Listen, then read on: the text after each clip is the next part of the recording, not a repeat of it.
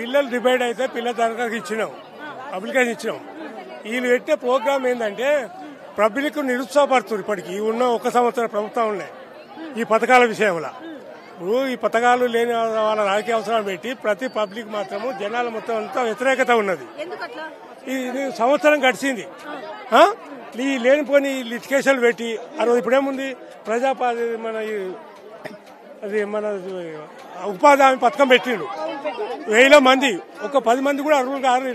వాళ్ళు పెట్టిన నిబంధనలకు నిబంధనలు అంటే మాకేమో వాళ్ళు ఇచ్చిన నిబంధన చెప్పిన వాళ్ళు పెట్టిన నిబంధనలకు ఒక 10 మంది కూడా అర్హులు. ఒక 2 గుంటల భూమి ఉంది వాళ్ళకేం 2 గుంటల భూమి అంతా కూడా తీసి పడేస్తున్నారు, అర్హులు కాదంటారు.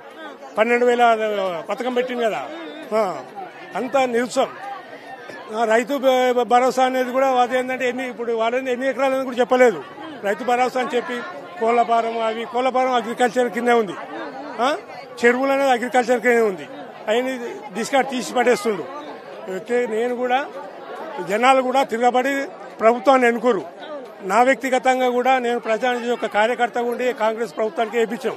కానీ సంవత్సరంలో నిరుత్సాహం అయింది. ఇది కొనసాగే ప్రభుత్వం కాదు. మీరు పెట్టుకున్న నమ్మకాన్ని వీళ్ళు ఒమ్ము చేసిరంటారా? వాళ్ళు ఇచ్చిన పథకాలన్నీ ఒమ్ము చేసిరు. ఇప్పుడు మళ్ళీ ఆల్రెడీ మీరు ఇంతకు ముందు ప్రజాపాలన కింద దరఖాస్తులు పెట్టుకోరు కదా, మరి మళ్ళీ ఎందుకు ఈ పరిస్థితి వచ్చింది? ఏది జరపడానికి 500 గ్యాస్ అంటారు. 500 గ్యాస్ పడతలేదు ఖాతాలలో. ఏదమ్మా ఎవరు లేనే లేదు. కాదు, మంచిగానే ఉంది కదా 500 gas, free current, free bus వలన వ్యతిరేకత కూడా వస్తుంది. లేడీస్ లకు ఉన్నది బాగానే ఉంది, మిగతా వాళ్ళకు ఇబ్బందికరం ఉంది. ఇప్పుడు గ్యాస్ అనేది ఖాతాలో పడాలి, బ్యాంకులలో పడతలేదు కదమ్మా.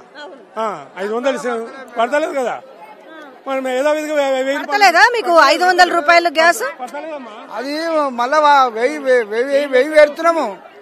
ఖాతాలో పడాలగా మేడం, పడతలేవు.